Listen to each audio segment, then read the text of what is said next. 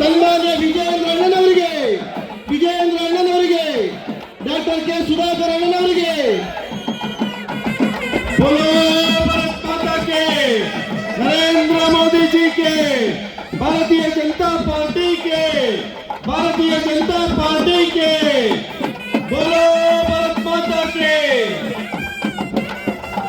If you like this video ಬೇಗ like ಮಾಡಿ, comment ಮಾಡಿ, ಶೇರ್ ಮಾಡಿ ಹಾಗೂ ಯೋಯೋ ಟಿವಿ ಕನ್ನಡವನ್ನು ಸಬ್ಸ್ಕ್ರೈಬ್ ಮಾಡಿ.